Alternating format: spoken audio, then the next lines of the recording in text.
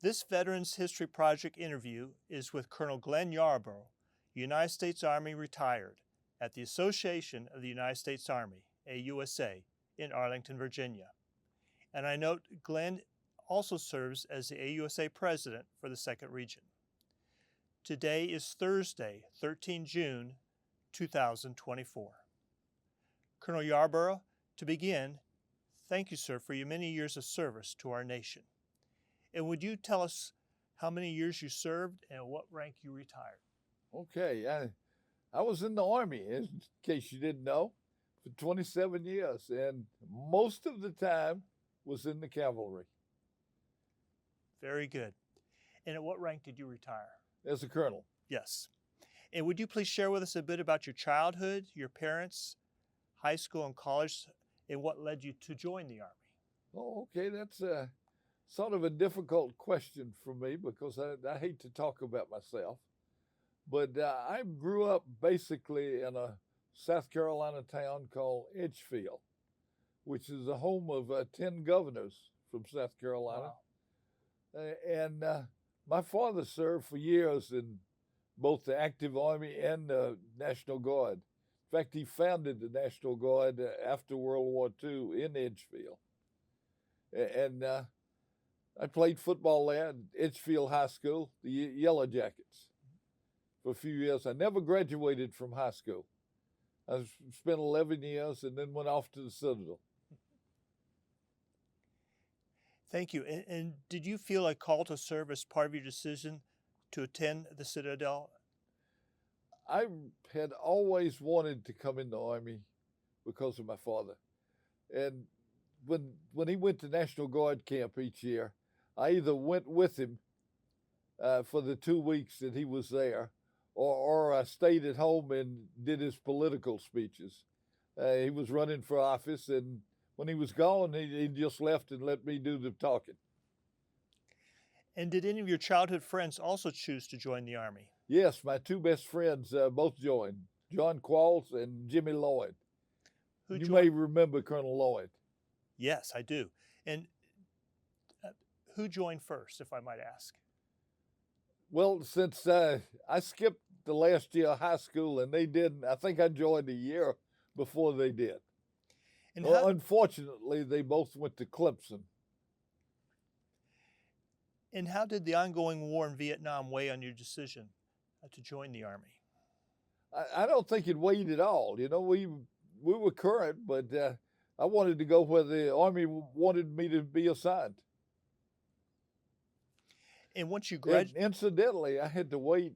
Back then, the rule was you had to be 21 to come in the regular Army. I had to wait 6 months before I came in.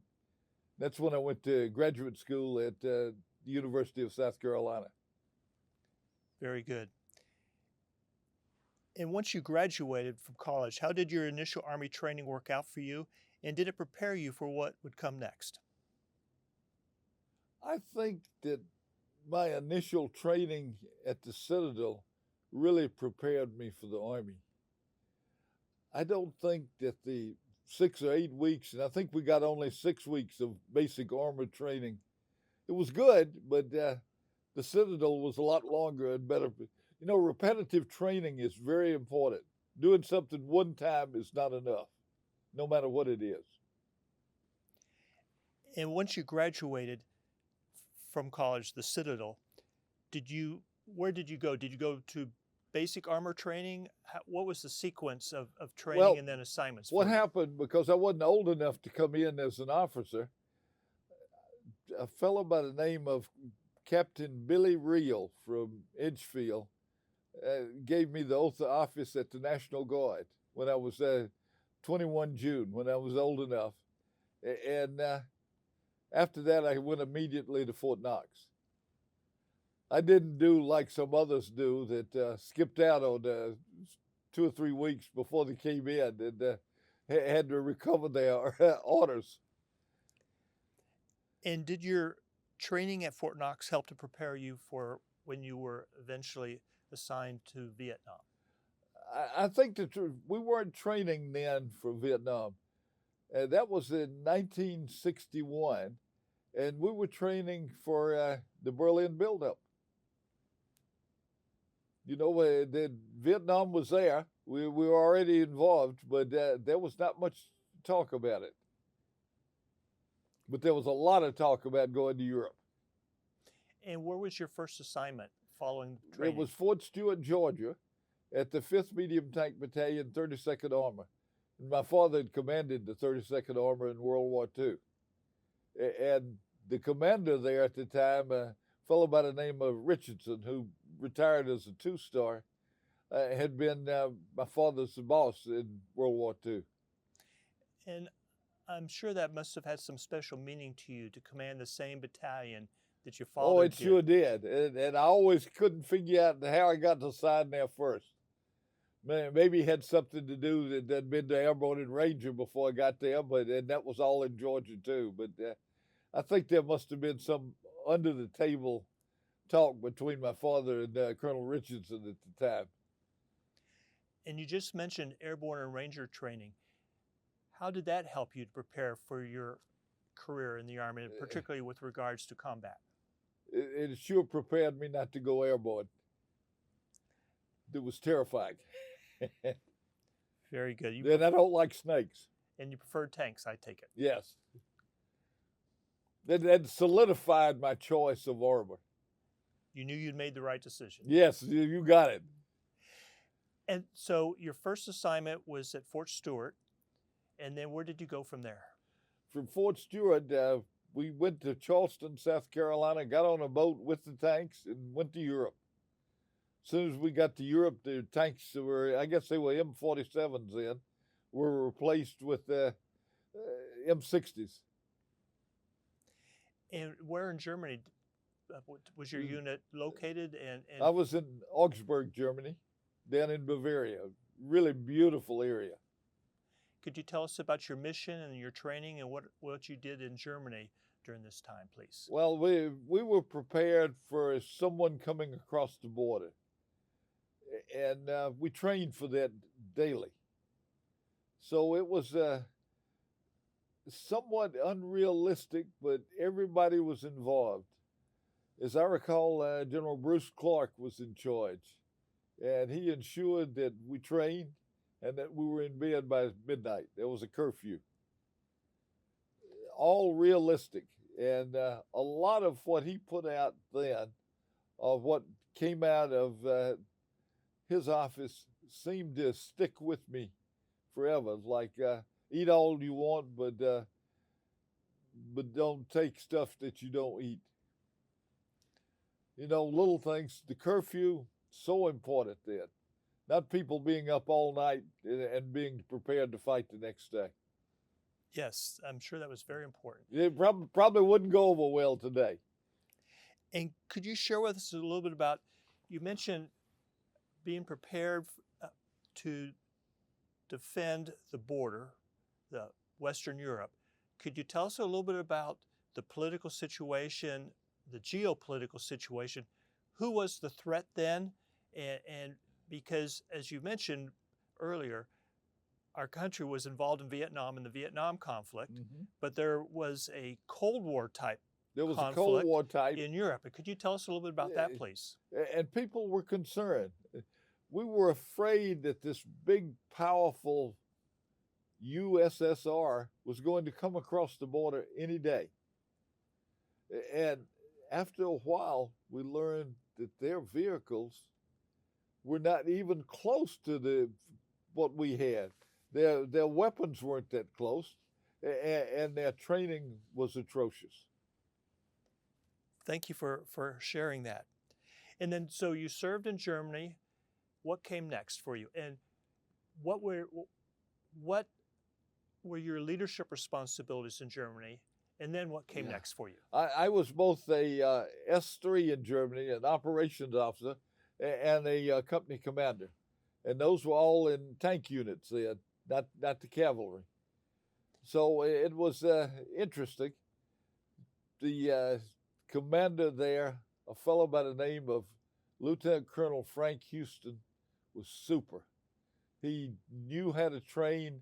He knew how to motivate people. And in fact, that's when I first met General Sullivan. His best friend was in the unit, Eddie O'Brien, and he was always in Augsburg visiting. And I note that General Sullivan became Chief of Staff of the United States Yes, Army. he was, I guess, a lieutenant or a captain then. And Glenn, you mentioned the leadership you received, strong positive leadership in Fort Stewart, and then again in Germany. How did that help you, prepare you, and develop you as a leader going forward? I think the training that we had then was basic, and those trainers were so essential to further development. They knew what they were doing then. And that wasn't an all-volunteer force. That was a draft force.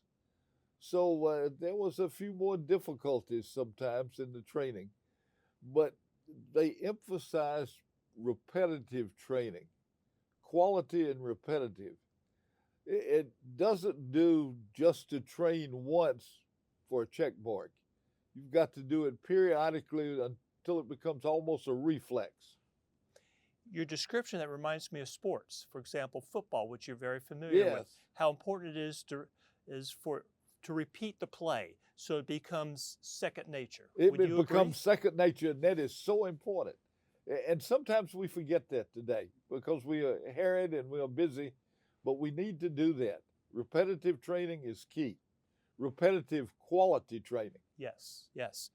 And you mentioned, and going back to your discussion on General Sullivan, so you met, this is still early in your career, you're a lieutenant and then a captain, maybe a major.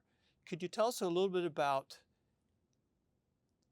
the military as a family and the colleagues, the friends you met in the Army, and how you continue to progress through the Army with those friendships, and how those friendships helped to develop you, but also how that gave you a sense of teamwork and friendship that carried you further in the Army? Well, the Army is a team, and that team is composed not just of the soldier, and that soldier might be male or female, but it includes the family and the children. And as you know, 80% of the Army families send someone else into the military. Yes. You know, because they saw it, they admired it, and they learned. The teamwork, it's a lot better when you know personally the people that you're talking with and their strengths and weaknesses. It helps you so much as you develop. And could you tell us, please, a little bit about how that was fulfilling for you as a young person and as a professional or someone growing in a profession?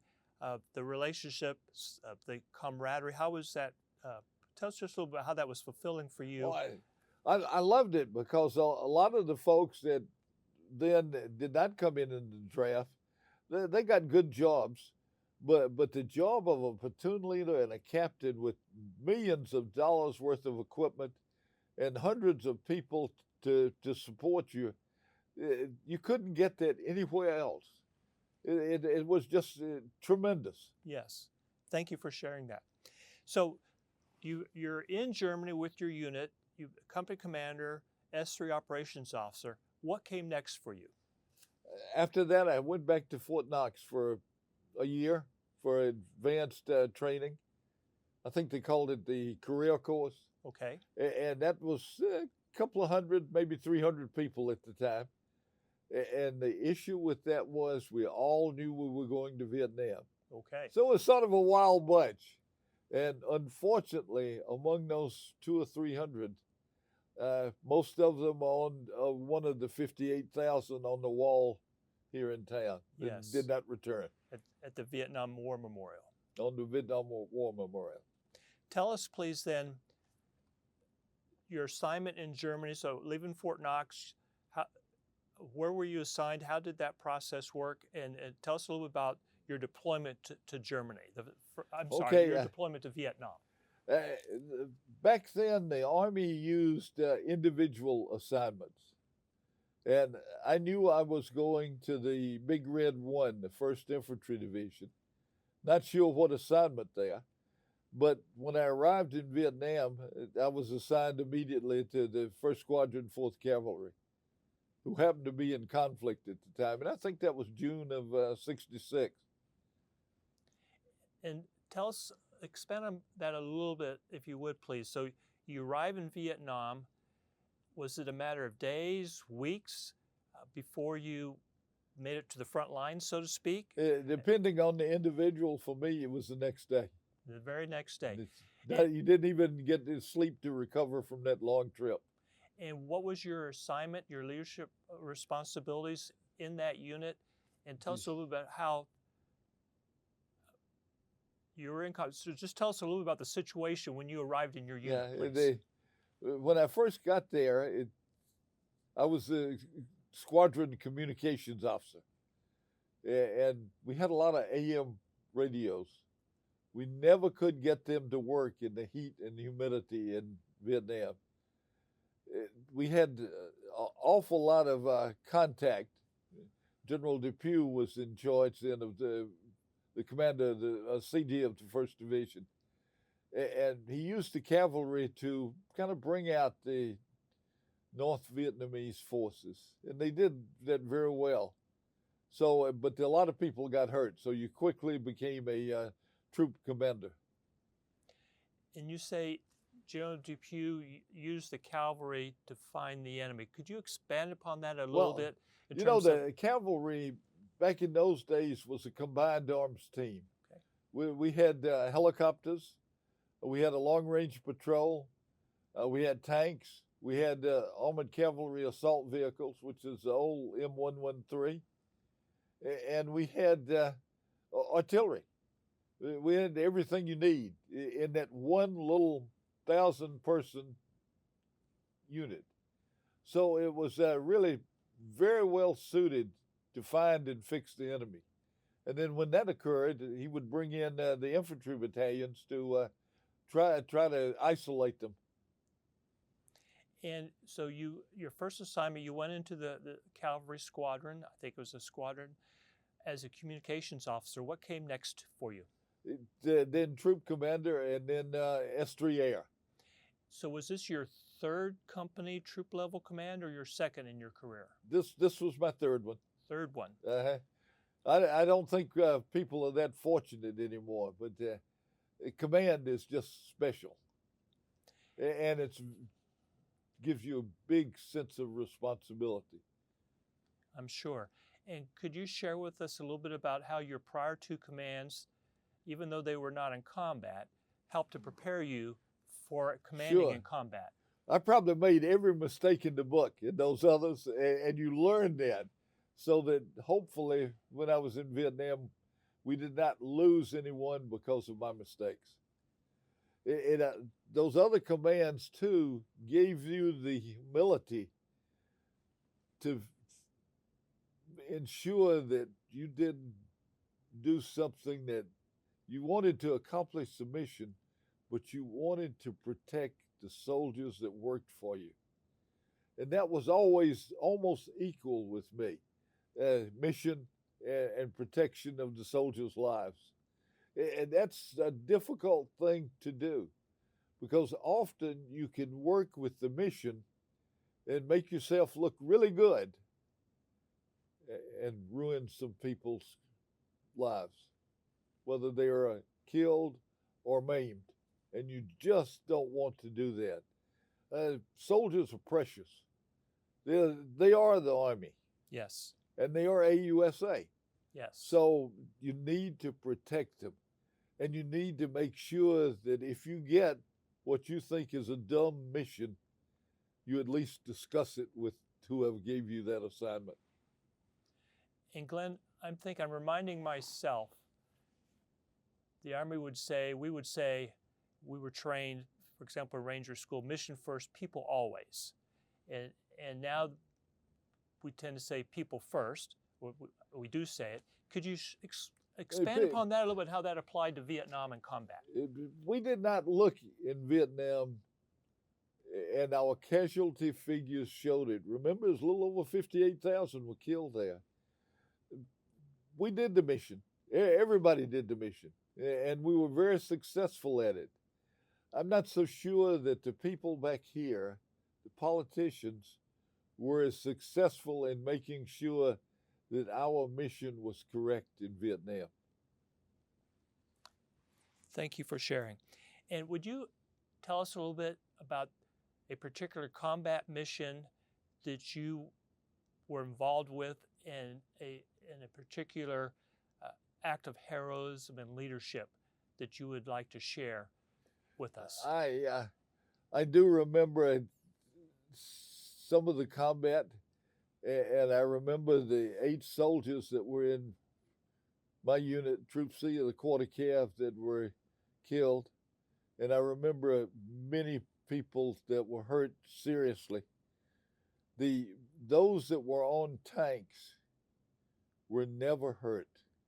They might lose the eardrums, but the tank protected them. But the ACAVs, weren't really have much armor protection, and people built into the ACAVs sandbags, for example, to go under the driver, to go under the track commander, and those guys got hurt sometimes, and I grieve over every one of them. The thing that I really grieve over, though, is we had so many people hurt so often that for those that returned to active duty that day or the next day, in other words, they got a scratch, we did not get them all in for Purple Hearts, and we should have, because that Purple Heart guaranteed them a lifetime of medical support from the Veterans Administration. Nobody ever told me that when I was over there, because we could have turned those in. We just said it was just too much for the medics. Thank you very much for sharing that. And could you share a little bit about the bonds that you formed in these combat situations with fellow soldiers and what that's meant to you?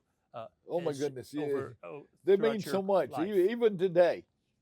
I know last night I was down at Twilight Tattoo, and there were a couple of guys there from Vietnam, and it was just like old friends, even though they were in different units. It was so good to see them. And, we're beginning to age, that crew. Yes. 38 to 40,000 die off every week. But I can tell the sense of friendship, of pride to have served together in combat with these other soldiers. The thing I like so much is that you and the soldiers, or me and the soldiers, I always knew they had my back, and they knew I had their back. Yes.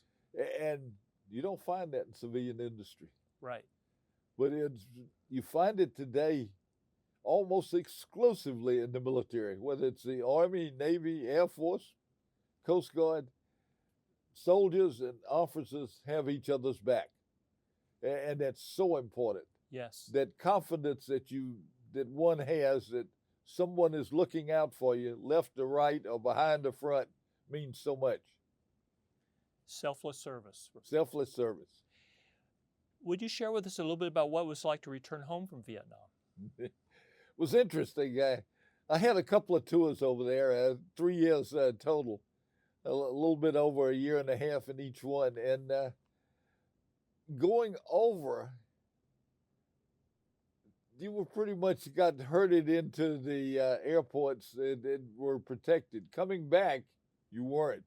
And almost everyone changed to civilian clothes because people would not be very nice to you sometimes. They would scream at you. They'd turn their backs on you. They maybe wouldn't wait on you. Some were even more difficult. Was this an era of anti-war protesting? It was a lot of anti-war protests. And a lot of that came from political issues, not from what the soldiers did. The soldiers did their best. Thank you for sharing. And you mentioned you went to Vietnam twice for a total of 3 years. I imagine there's probably some time between your first tour and your second tour. So what did you do? What was your responsibilities then? I was thinking about that. When I came back the first time, I met this sweet young lady on the airplane who was a stewardess with Delta. And so we got married. And so a year later, I was back in Vietnam. 1 year. So you got married, you had your honeymoon, and then you went back to Vietnam. Went back, but that was my choice. And I had met some people there that I really thought the world of. One of them was named Brigadier General Hollingsworth. We called him 7-9er. He retired as a 3-star, and he sort of helped me get back. And what was your assignment, your second tour in Vietnam? Could you tell us a little bit about how all Yes, that went? I was with a Vietnamese cavalry squadron up in Ban Ma Thuot. And we did a lot in the second region of Vietnam, from Pleiku to Ban Ma Thuot. And I did some stupid things there. I did not mind getting in a Jeep alone and going out to outposts along the border. And you know that if you reflect on that, that was just stupid. But I did it, and I got away with it for the better part of a year. I think maybe the Vietnamese Viet Cong didn't feel that I was much of a target. Perhaps not so much stupid, but you were accepting a lot of personal risk. Yeah, it was a lot of personal risk. To go out and check on security. It kept us informed as to what was going on. And a lot of times it prepared the unit to where they would go next. And could you expand upon a little bit about the advising role that you had with the South Vietnamese cavalry? Were you all by yourself? Did you have other American soldiers with you? No, we had a captain with each unit. I was, I think, a major at the time. Okay. And so, and we had some terrific sergeants in each unit.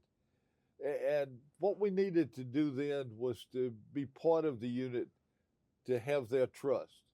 And I think we gained that so that they would listen to us to some degree, which was really important.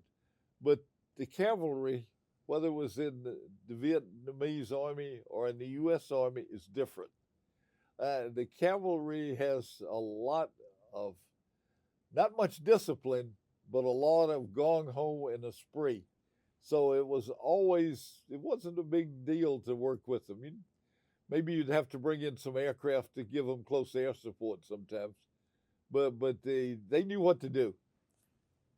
Thank you for explaining. And then and how long was your second tour in Vietnam? And then it was 16 months, I think. Throughout that period, you were with the South Vietnamese military. I really felt then, as I do today, that we make a mistake rotating people out. In World War II, soldiers and officers went for the duration. That meant that they learned the stress of combat. And that is so critical to know. And it's not something we really have a lot of experience with today in the U.S. Army, and something we need to retain. Because combat is different than training. Because somebody else can kill you. And you got to be ready for it. Yes, thank you for explaining that. Because it's not necessarily intuitive to a civilian or even someone who has never been in combat. It is not intuitive at all, and it is a shock. You know, it's a difference between hearing a gun go off or a firecracker and having one go off right next to you, or seeing your best friend killed. Before we move on to your assignments back in the States, following your second tour of Vietnam, is there anything in particular you'd like to share with either of the two tours of Vietnam with regards to bravery, gallantry, heroism that you observed when you were there in combat? Well, we had with us 17 and 18-year-olds. They were the principal part of the draft army, even though one guy was 15, and there were a number that were 16 years old. I guess their families had signed up for allowed them to come in, and we often had people hurt or maimed or killed on their first day of arrival. We also lost a lot of people on their last day. Can you imagine that you know that you're going home at the end of June and you're out on a combat mission? And yet those draft soldiers went there, they did their duty, they were heroic, all of them. They were all heroes. Thank you for sharing that. And so, after your second tour of Vietnam, would you explain to us or tell us a little bit about your assignments following that? Yeah, I came back and immediately went to Des Ops in the Pentagon for a year, which was I guess, I don't know what it was called.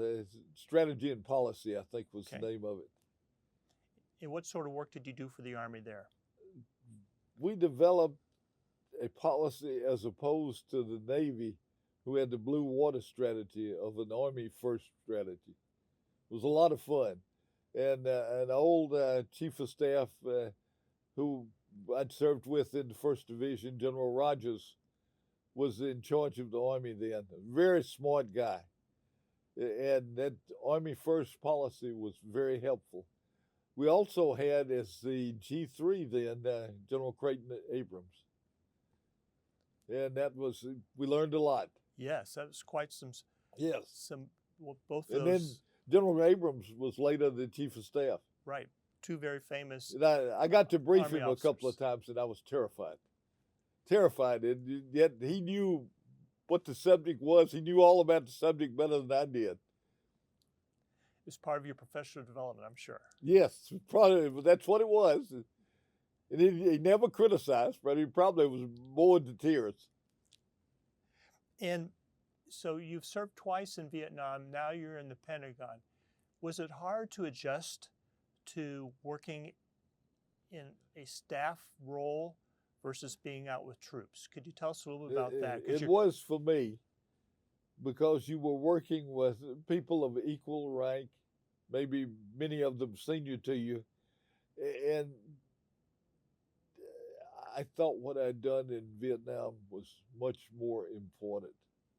Maybe it wasn't, but I thought that what we did there was where the rubber met the road.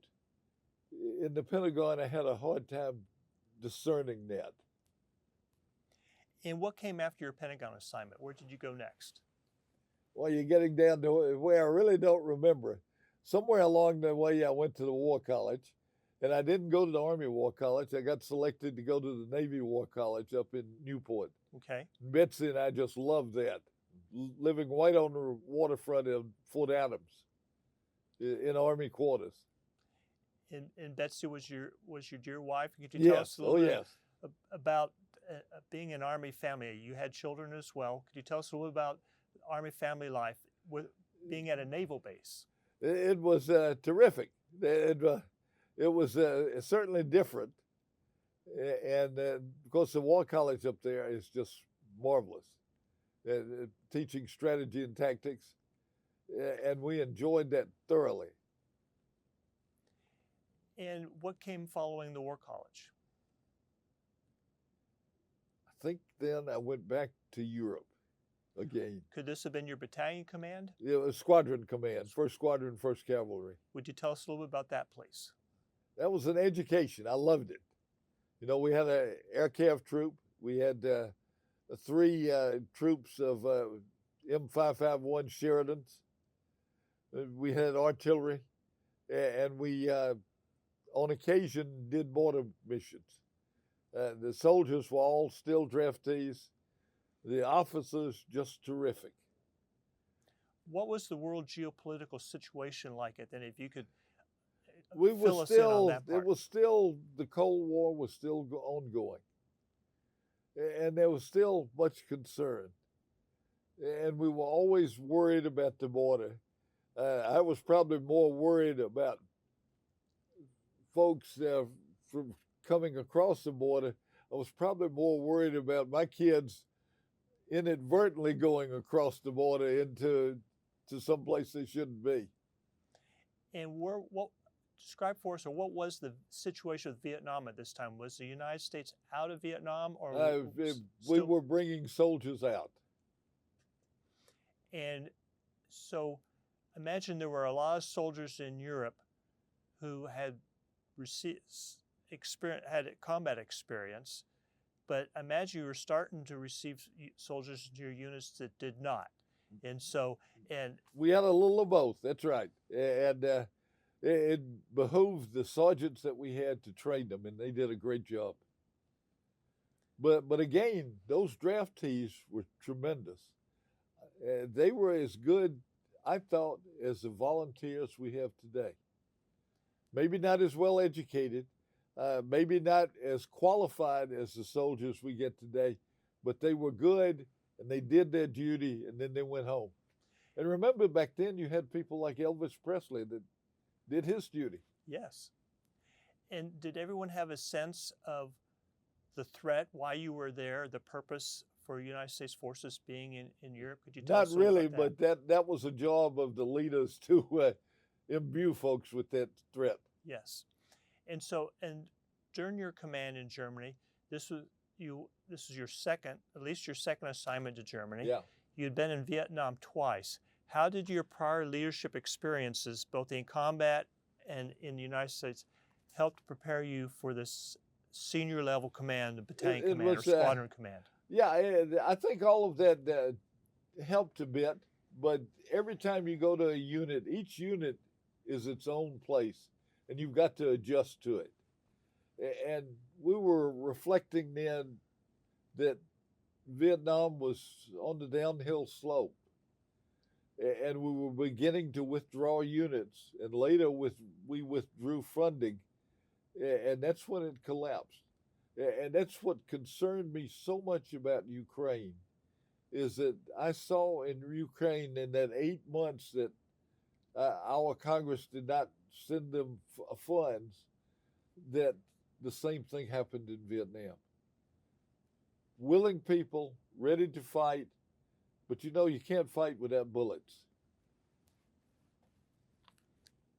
Thank you. So following your battalion or your squadron command, what came next for you? I came back to D.C. Okay. And I was the military assistant to the Secretary of the Army for acquisition, logistics, and technology. And somewhere along the way there, Betsy got hurt badly. So I could not I turned down the brigade command. And tell us a little bit about, please, what it was like to serve at that very senior level, reporting to the Secretary of the Army. And explain a little more about your responsibilities that you had. It was fascinating. I worked for a really good guy, Dr. Jay Scully, who was a Virginia military graduate and had been a soccer coach there. And he was just tremendous. We had a pretty sizable budget back then, and we brought in a lot of the Big Five was developed under Dr. Scully's tutelage. In fact, the equipment we have today, much of it came then. And so it was fun to work. The press was all over it. Nothing worked. Like all new equipment they don't like. But it was fun to challenge them and for them to see that the development programs that the Army had worked. And they do work. And there were a lot of people there involved that really knew acquisition and research and development. It was a lot of fun. Tell us, please, what were the Big Five that you mentioned? What were those Big Five systems? Well, the one I remember was the tank. Okay. The M1. And we still have that today, but we still have iterations. It. We had a developer there by the name of Lieutenant General Bob Baer, who was just terrific. He knew what he was doing. He knew tanks, and he knew how to develop them, and he knew how to buy them. So it was fun. We had a lot of aircraft that were developed then, artillery piece, a lot of fun. And the thing is, when you develop a new piece of equipment, something never works and has to be improved. And quite often, Americans don't have the patience for that, but it's required in development programs. And those systems became the best in the world, did they not? Yes, At and least that's from why our we have the best Army in the world, Yes. because we developed good stuff. And I give Jay Scully credit for a lot of that. And Colonel Yarborough, you mentioned that your dear wife was seriously injured. How did the Army work with you, and how was the Army supportive of you so that you could tend to your dear wife Well, and help as her? I recall, she was hurt on Interstate 95 and in a traffic accident and had a TBI, and that did not help too well. But the Army brought her back to Walter Reed for treatment. She got wonderful treatment, but we were always concerned then that something would come from that brain injury, because she did have a brain operation. Took about a year for her to recover, but the Army totally supported it. And that's a great thing about the medical support that you get in the military. We never paid a penny. It was always taken care of. And could you tell us about the quality and caring of the military health system that you experienced, you and your family? As good as any hospital you can go to. Betsy later was in civilian hospitals, but the military hospitals were just as good. Thank you. And the doctors superb. And I think those doctors were draftees too back then. And would you share with us then, so you turned down brigade command, so what came next for you? I pretty much retired after that. Okay. I retired in 1985. And because all this time I was a member of AUSA. And the association thanks you for that. Okay, so you retired at the rank of colonel, and you retired out of the Pentagon, is that correct? I retired out of the Pentagon and went immediately to work, I guess, in what is now called Northrop Grumman. All right. It was back then, it was Grumman Corporation up on Long Island. And tell us, please, how your military experience helped you in your working for industry, and tell us a little about that transition to industry. Was that intimidating for you? Was it a difficult transition because you'd served in the Army for many years? It was not difficult for me because I was familiar with all the products that we were developing then. So it was pretty helpful. And of course, Grumman was not a Army type business. They made the F-14. And so it was a little bit different, but the marketing was the same. And could you share with us a little about how the friendships, the teamwork that you experienced in the Army, how did that help enable your work and your success? Friendships meant so much. There was always someone you could call that could give you advice or to maybe open a door for you somewhere. And how many years did you work for Northrop Grumman or Northrop Corporation then? I guess a couple of years, and then I had an opportunity to run a firm on my own called Allied Research, and I went there. And we moved from Baltimore to D.C. with the firm, and I was there for 5-6 years. And retired from there, and then went back to my old standby of government work on the Capitol Hill, which I do today. And what sort of work did you do with Northrop Grumman? And then you were the senior leader, the CEO of Allied. What sort of work did Allied? What sort of Allied was in the Allied had 3 firms: Mekar in Europe, in Belgium, and Barnes and Reineke, and we had a subsidiary in the UK. So I stayed on the road with all of them. We did a lot of work with the U.S. government, with the ammunition business.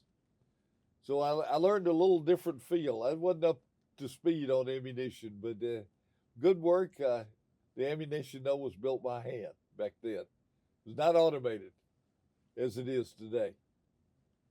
So then you went from Allied to starting or continuing your own personal business with the consulting work with Capitol Hill. Could you share with us how the friendships, the relationships, the camaraderie that you developed and gained in the Army helped you throughout your civilian career until you retired? Many of the guys that I'd worked with in the Army found their way to Capitol Hill, mostly with government jobs. And so there was always somebody you could talk to that could give you advice or counsel. It was interesting. And I sort of developed then an interest in things other than work. I tried to give back a bit. So I became a member of the American Legion, the VFW, Rotary. Those have really been important to me. Yeah, a couple of years ago, I was the vice commander of Virginia for the American Legion, and I was the governor in Rotary for the area. And you learn that maybe all these things that you got paid for, you've got some responsibility in providing support to others on a non-paying basis. Could you share with us a little bit how that was fulfilling for you? It was fulfilling because you could help other veterans.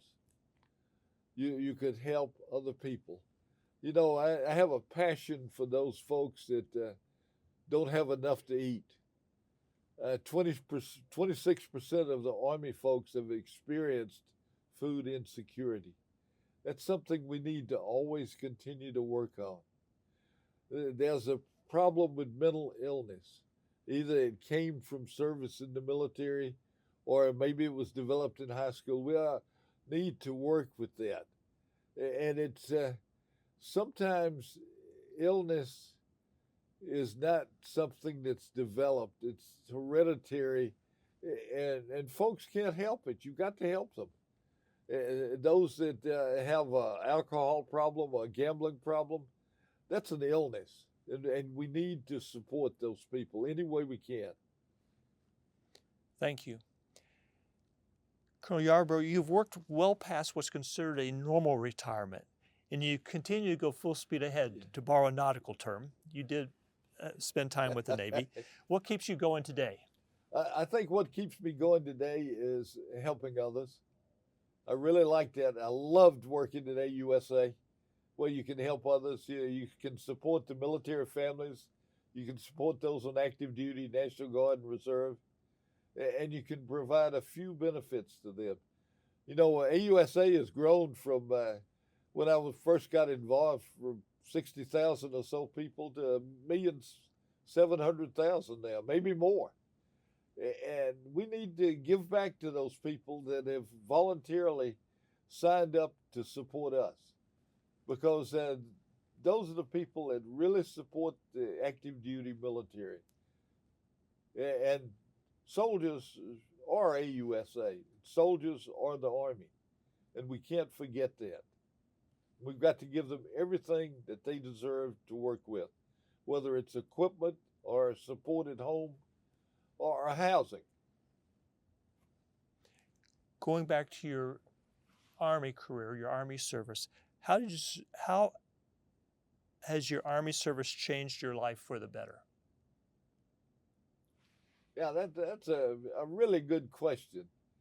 And I think it came from little things, like you do things on time, close to your family and friends. You try to be the backbone for folks that need it, and you expect them to have your back too. It's important, and I really have enjoyed that. And that all came from military service. Would you recommend young people consider serving in the Army today? To me, there is no better profession than coming into government service in the military, whether it's the Army, whether it's the Navy, Air Force, or whatever. And there's something for everybody. We've got, what, 200 or so different specialties that people can enjoy. If there's not something there that you can do, and what's so important about that, when you graduate from high school, 17 to 18 years old, maybe you really don't know what you want to do. Why not serve for a few years, see whether you like it or not, and get the benefits of that training that will allow you to get further training for free? Well said. What concluding comments would you like to make with regards to this discussion and your life's experiences? Oh, I've had a great life, fun time, enjoyed it. I think the military has been and will continue to be the most important part of it. We've got to do what we can for soldiers, and we've got to do what we can to make sure that they've got the equipment they need to fight the next war. And the next war is really today. You got to be prepared to go today. Well said. Colonel Yarborough, it has indeed been a great pleasure and honor to interview you for this Veterans History Project. All the best to you, sir, and thank you so much for your dedicated service to our nation. Thank you. I really love my service. It was fun, it was enjoyable, it was worthwhile.